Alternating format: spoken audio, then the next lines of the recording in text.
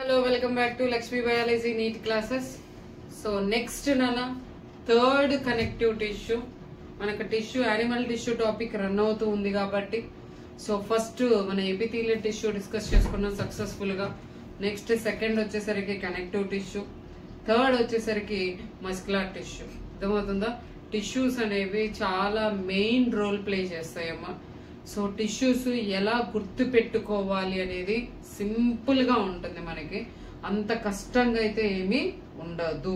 First epithelium, next connective, next muscular, తర్వాత వచ్చేసరికి nervous. So ఇక్కడ మస్కులర్ టిష్యూ అనేది ఏంటంటే మళ్ళీ మనకి రిపీట్ అవుద్ది నాన్న.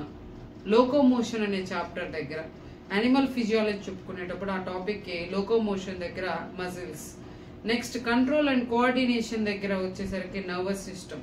సో ప్రతిదీ కూడా రిపీట్ అవుతామ్మా, రిపీట్ అవుతాయి. అర్థమవుతుందా? సో ఈ వీడియో అనేది కొంచెం కాన్సన్ట్రేట్ చేసి మనము వీడియో వింటూ ఉన్నప్పుడు లెందీనా షార్టా అని చూడొద్దమ్మా. నీకు కావాల్సింది ఏంటి? కాన్సెప్ట్. అవునా? ఆ కాన్సెప్ట్ లైన్ టు లైన్ ఇక్కడ మేడం ఏమన్నా చెప్పారా లేదా? లైన్ టు లైనే చెప్తున్నాను నాన్న. మీరు వీడియో విన్న తర్వాత ఒకసారి ఆ బుక్ ఓపెన్ చేసి చదవండి, డెఫినెట్ గా మీకు ప్రతి పాయింట్ మీకు కనిపిస్తుంది, మిస్ అయితే అవ్వదు. ఓకే, సో రండమ్మా. ఇక్కడ మస్కులర్ టిష్యూ, మస్కులర్ టిష్యూ గురించి ఫుల్ డీటెయిల్ గా డిస్క్రిప్షన్, ఎందుకంటే మనకి 3 టైప్స్ ఉంటాయి. ఆ 3 టైప్స్ డిస్కస్ చేసే ముందు ఫస్ట్ ఈ 4 వర్డ్స్ మనం నేర్చుకుందాం. 4 వర్డ్స్ నేర్చుకున్న తర్వాత మనము టైప్స్ ఆఫ్ మస్కులర్ టిష్యూకి వెళ్ళిపోతాం. ఓకే, సో ఇప్పుడు రండి, ఇక్కడ రండి. ఇక్కడ 3 ఈల్ రాశారు: ఎలాస్టిసిటీ, ఎక్స్టెన్సిబిలిటీ, ఎగ్జైటబిలిటీ. అర్థమవుతుందా? ఎగ్జైటబిలిటీ. సో ఎగ్జైట్, అయ్యో అమ్మో అబ్బో ఏమైంది? అవునా? ఏదన్నా జరిగితే మనం ఎక్స్ప్రెషన్స్ మారుస్తూ ఉంటాం అనుకుంటాం. ఎవరైనా నచ్చలేదు అనుకో, నచ్చారనుకో హ్యాపీ. అవునా? సో ఆటోమేటిక్ ఏం చేస్తున్నావు నువ్వు? చూపిస్తున్నావు. చూపించడానికి ఏంటన్నా? ఇవన్నీ మజిల్సే కదా. నీకు నచ్చిన వాళ్ళు వచ్చారనుకో, ఎప్పుడు వెళ్తారో వీళ్ళు, ఎందుకు వచ్చారో తెలియదు. అదే మనల్ని ఇంకా హెసిటేట్ చేసే వాళ్ళు ఉన్నారనుకో, ఇక ఆ ఫేస్ ఎక్స్ప్రెషన్స్ మామూలుగా ఉండవు. అంతేనా? సో అంటే ఏంటి మనకి ఎగ్జైటబిలిటీ అంటే ఏంటి నాన్న? Respond, stimulus. అర్థమవుతుందా? So upon giving stimulus, upon giving stimulus. హ్యాపీగా ఉన్నావు అనుకో, నీ ఫేస్ చూడగానే అరే ఏంటి నువ్వు చాలా హ్యాపీగా ఉన్నావు, ఏమైంది అని అడుగుతారా లేదా? అంటే ఏంటి? నీ ఫేస్ లో ఇలా నవ్వేటప్పుడు కానీ లేకపోతే ఆ హ్యాపీనెస్ ని నువ్వు ఎక్స్ప్రెస్ అవుతున్నాయి అంటే ఏంటి? ఇక్కడ మజిల్సే కదా. అవునా? అంటే రెస్పాండ్ అయ్యేదాన్ని, స్టిమ్యులస్ ని రెస్పాన్స్ అయ్యేదాన్ని ఏమంటామంటే ఎగ్జైటబిలిటీ. ఎగ్జైటబిలిటీ. క్లియర్? ఎగ్జైట్ అవుతున్నావు నువ్వు అని అంటారు కదా నాన్న. ఎగ్జైట్ అవుతున్నావు అంటే ఏంటి? క్లియర్? నెక్స్ట్ ఎక్స్టెన్సిబిలిటీ. ఎక్స్టెన్స్ చేయి, లాగు, పుల్. అర్థమవుతుందా? సో రబ్బర్ ఉందనుకోండి, ఆ రబ్బర్ని ఏం చేస్తున్నావు నువ్వు? ఇలా గట్టిగా సాగదీస్తున్నావు. అలా అంటే ఎక్స్టెండ్ అయింది, లెంత్ పెరిగింది. నీకు లెంత్ ఏమైందమ్మా? పెరిగింది. క్లియర్? దాన్ని ఏమంటారు అంటే ఎక్స్టెన్సిబుల్. నెక్స్ట్ వచ్చేసరికి ఏంటమ్మా? ఎలాస్టిసిటీ. ఎలాస్టిసిటీ అంటే ఇలా నువ్వు ఎక్స్టెండ్ చేసిన తర్వాత మళ్ళీ యాజ్ ఇట్ ఈస్ గా దాని పొజిషన్ లోకి వెళ్ళిపోయేదాన్ని ఏమంటాము అంటే ఎలాస్టిసిటీ. ఎక్స్టెన్సిబుల్. ఎక్స్టెన్సిబుల్ అంటే ఇంక్రీజ్ అవ్వడం. ఎలాస్టిసిటీ అంటే ఇంక్రీజ్ అయింది, మళ్ళీ యాజ్ ఇట్ ఈస్ గా పొజిషన్ లోకి వెళ్ళిపోవడం. అర్థమైందా? Next contractile. కాంట్రాక్ట్ అవ్వడం. ఇందాకేమన్నా ఎగ్జైటబిలిటీ ఇలా వచ్చింది, మరి ఇలా వచ్చింది తర్వాత మనకి దీన్ని ఎక్స్టెండ్ అవ్వడం, మళ్ళీ కాంట్రాక్ట్ అంటే ఏంటి? లెంత్ డిక్రీజ్ అవ్వడం. అర్థమవుతుందా? సింపుల్. మీకు ఇక్కడ contract, excitability, contract, excitability. Okay, so flexible ఏంటి? అలాగే ఉంది. Elasticity. Next extensibility. Wow. Okay, so ఇవి వచ్చేసరికి నీకు మజిల్ కి సంబంధించిన జస్ట్ 4 వర్డ్స్. క్లియర్? ఇప్పుడు మనకి మజిల్స్ లో వచ్చేసరికి ఏంటంటే 3 టైప్స్ ఆఫ్ మజిల్స్ అనేవి ప్రెసెంట్ అయి ఉన్నాయి. ఆ 3 టైప్స్ ఇప్పుడు నేను మీకు డిస్కస్ చేస్తున్నాను. ఓకేనా? సో మీకోసం టేబుల్ అయితే వేస్తున్నాను. ఈ టేబుల్ చదువుకుంటే మనకి మజిల్ గురించి, మజిల్ టిష్యూ గురించి కంప్లీట్ గా మనకి కంప్లీట్ అయిపోతుంది. ఓకే, సో ఇప్పుడు రండి. స్కెల్టల్ మజిల్ మనకి 3 టైప్స్ ఆఫ్ మజిల్ అన్న. Skeletal muscle, next smooth muscle, cardiac muscle, 3 types of muscles. So ఈ 3 టైప్స్ ఆఫ్ మజిల్స్ అనేవి ఎలా ప్రెసెంట్ అయి ఉన్నాయో ఒకసారి చూడండి. స్కెల్టల్ మజిల్ మనకి ఎలా ఉన్నాయన్న, సిలిండ్రికల్ గా ఉంది, అందుకే సిలిండ్రికల్ అని రాశాను. నెక్స్ట్ వచ్చేసరికి ఇక్కడ ఏంటి, ఫ్యూసిఫార్మ్ అన్నాను, లేదా or spindle shape. Spindle shape నాన్న, స్ట్రైట్ గా లేదు కదా. సో ఇక్కడ మీకు సిలిండ్రికల్ షేప్ లోనే ఉంటుంది. మనకి అడ్డుగా అయినా నిలువుగా అయినా ఎలాగైనా సేమ్ ప్యాటర్న్. నెక్స్ట్ వచ్చేసరికి బ్రాంచెస్ ఏమన్నా ఉన్నాయా, ఇక్కడ అన్బ్రాంచ్. ఇక్కడేంటి బ్రాంచెస్ లేవు, ఇక్కడేంటి బ్రాంచెస్ ఉన్నాయి చూడండి, కనెక్ట్ అయ్యి బ్రాంచెస్ ఉన్నాయి. క్లియర్?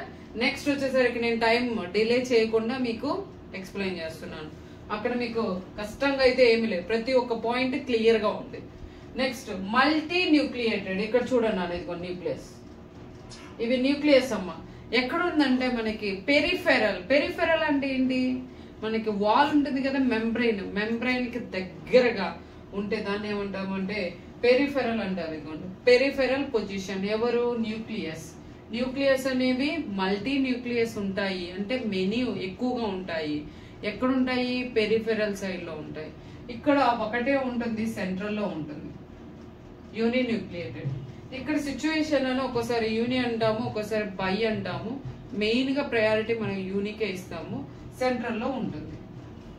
ఓకే, నెక్స్ట్ వచ్చేసరికి ఏంటి,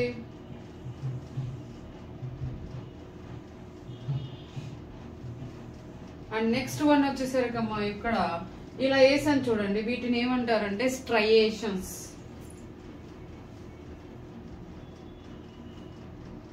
అంటే స్ట్రైటెడ్. స్ట్రైటెడ్ అలా రావడానికి రీజన్ ఏంటంటే వాటిని డార్క్ లైట్ బ్యాండ్స్. ఇగోండి, సో 2 వేసాను చూడండి, అందుకే ఇక్కడ 2 రోస్ వేసింది. డార్క్ బ్యాండ్, లైట్ బ్యాండ్, అలా 2 ఉంటే వాటిని ఏమంటారంటే స్ట్రయేషన్. అంటే స్ట్రైట్ గా ఉంటుంది, అందుకే ఏమంటారంటే దీన్ని స్ట్రైటెడ్ మజిల్ అని కూడా అంటాం నాన్న. ఏ మజిల్ అంటారు, స్ట్రైటెడ్ మజిల్ అంటారు. మరి ఇక్కడ ఉందా, నో స్ట్రయేషన్. సో ఇక్కడ ఏమంటారు, ఇక్కడ కూడా ఉంది కానీ లైట్ గా ఫెయింట్ స్ట్రయేషన్ అంటాం. దీన్ని కూడా స్ట్రైటెడ్ మజిల్ అని కూడా అంటాం. అర్థమవుతుందా, స్ట్రైటెడ్ మజిల్ అని కూడా అంటాం నాన్న. Striated cardiac muscle. So non striated smooth muscle. Next dark, ఇక్కడ striated or skeletal muscle. Clear? Next తర్వాత వచ్చేసరికి ఇక్కడ స్కెలిటల్ మజిల్ ఏం చూపిస్తుంది అంటే వాలంటరీ యాక్షన్. నెక్స్ట్ ఇక్కడ వచ్చేసరికి smooth muscle involuntary action. Involuntary లేదా ఇన్వాలంటరీ మజిల్ అని కూడా అడగొచ్చు నేను, ఇన్వాలంటరీ మజిల్స్. ఓకే, 2024 లో మీకు మజిల్ మీద బిట్ అడిగారు. Clear? Next highest blood supply ఎక్కడ జరుగుతుందంటే స్కెలిటల్ మజిల్ లో, అలాగే కార్డియాక్ మజిల్ లో కూడా జరుగుతుంది అన్న. చాలా తక్కువగా ఎక్కడ జరుగుతుందంటే స్మూత్ మజిల్ లో జరుగుతుంది. అయితే ఎక్కువగా మీకు ఎవరు ఫాస్ట్ గా కాంట్రాక్షన్ జరుగుతుంది అనేది కానీ చూసుకుంటే, ఇదిగో నాన్న, ఫాస్ట్ కాంట్రాక్షన్ అనేది నీకు స్ట్రైటెడ్ మజిల్ లో జరుగుతుంది, అలాగే కార్డియాక్ మజిల్ లో కూడా జరుగుతుంది. కానీ ఇక్కడ జరిగితే ఏమవుతుందంటే రెసిస్ట్ అవుతుంది, అలిసిపోదు. కానీ ఇక్కడ వచ్చేసరికి ఏమవుతుంది అంటే ఫ్యాటిక్.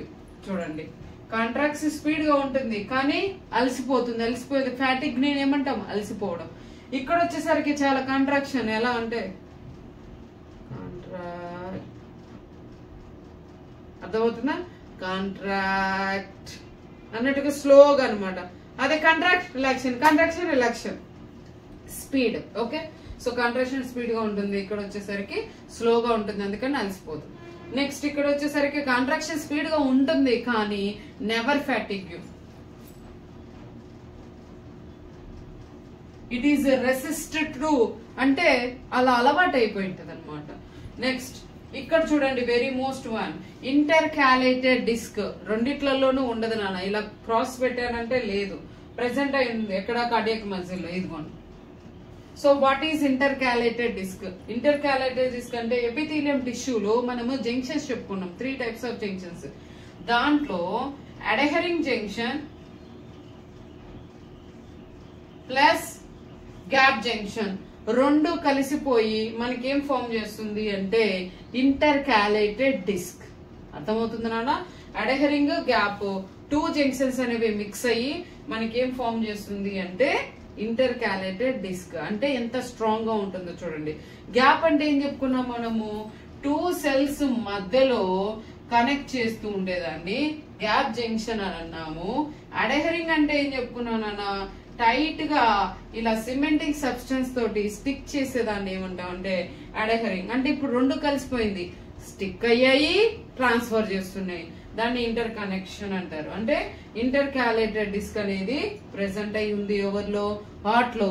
అందుకే సర్క్యులేషన్ కూడా చాలా స్పీడ్ గా ట్రావెల్ అవుతూ ఇన్ఫర్మేషన్ స్పీడ్ గా పంపిస్తాయి. సో ఎక్కడ చూస్తున్నారు?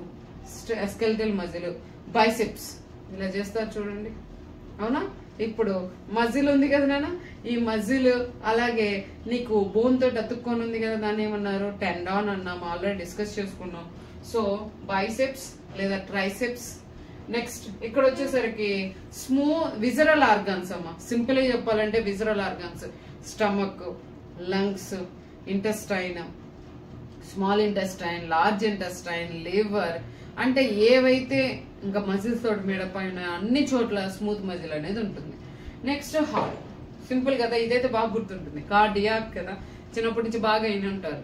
సో కార్డియాక్ మజిల్ ఎక్కడ ఉంటుంది నాన్న అంటే హార్ట్ దగ్గర ప్రెసెంట్ అయి ఉంటుంది. సో మజిల్స్ మెయిన్ గా ఫంక్షన్ ఏంటంటే మనకి మూమెంట్ ఇస్తుంది. అలాగే మూమెంట్ ఇచ్చేటప్పుడు మనకి కాంట్రాక్షన్, రిలాక్షన్ అనేది జరుగుతూ ఉంటుంది.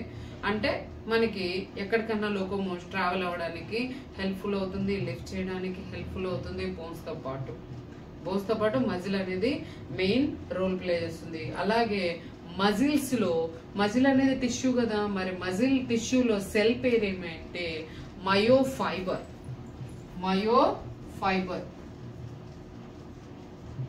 వీటి గురించి డీటెయిల్ గా నెక్స్ట్ డిస్కస్ చేస్తాను.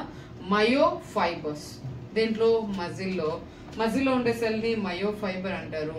మయోఫైబర్ లో మళ్ళీ ఏమవుతుందంటే మయోఫిబ్రిల్స్, మయోఫిలమెంట్స్ అనేవి ఉంటాయి. అంటే డార్క్ బ్యాండ్, లైట్ బ్యాండ్ అన్నాను కదా, దీంట్లో ఉంటాయి.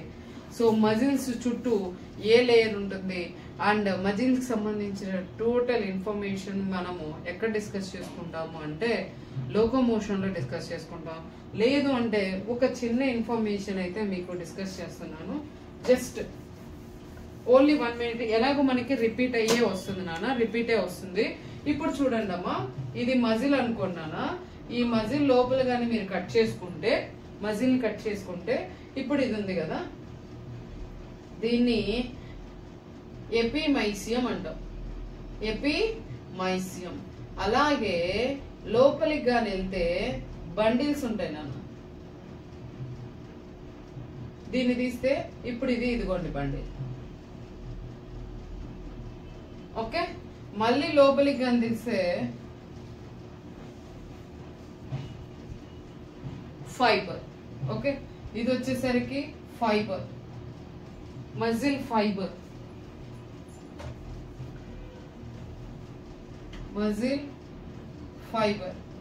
మజిల్ ఫైబర్ చుట్టూ ఉండే కనెక్టివ్ టిష్యూని ఏమంటారు అంటే ఎండోమైసియం.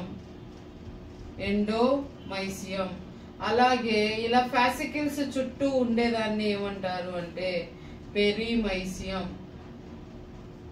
సింపుల్ గా చెప్తాను నాన్న, ఒకటే చూడండి. ఇప్పుడు ఇది సెల్. ఏంటిది? సెల్ చుట్టూ ఏముంది? కనెక్టివ్ టిష్యూ ఉంది. ఈ సెల్ ని ఏమన్నాం మనం? మయోఫైబర్ అన్నాం. సెల్ ని ఏమన్నామమ్మా? మయోఫైబర్ అన్నాం. ఫైబర్ చుట్టూ ఏముంది? కనెక్టివ్ టిష్యూ ఉంది.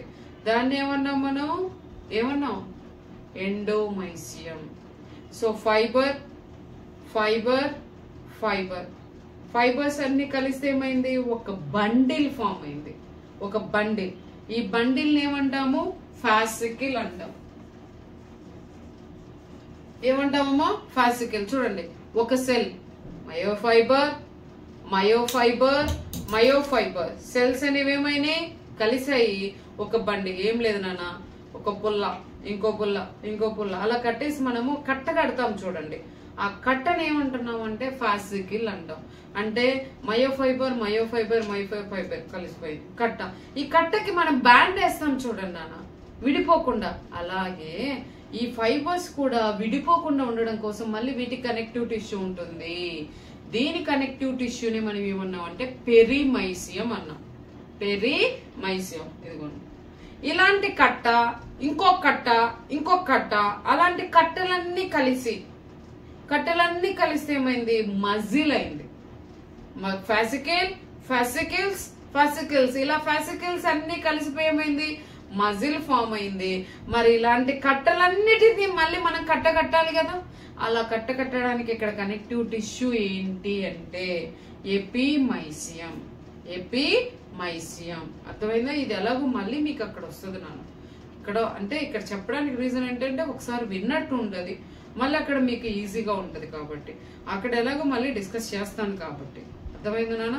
ఫస్ట్ ఏం లేదు నాన్న, పైన ఉన్నది ఎపిడర్మిస్ అంటాం కదా, ఎపిమైసియం. ఫాసికల్ పైన పెరిమైసియం పైన ఎండోమైసియం. ఓకే, మధ్యలో పి ఉంటుంది. ఎపిమైసియం, పెరిమైసియం, ఎండోమైసియం. అంటే ఫైబర్ చుట్టూ ఉండేదాన్ని ఎండోమైసియం, ఫాసికల్ చుట్టూ ఉండేదాన్ని పెరిమైసియం. సో అలాంటి ఫాసికల్స్ అన్ని కట్టకట్టేదానిలా ఉండేదాన్ని ఎపిమైసియం. ఓకే, సో ఇది మీకు మజిల్ కి సంబంధించిన ఇన్ఫర్మేషన్, మజిల్ టిష్యూ.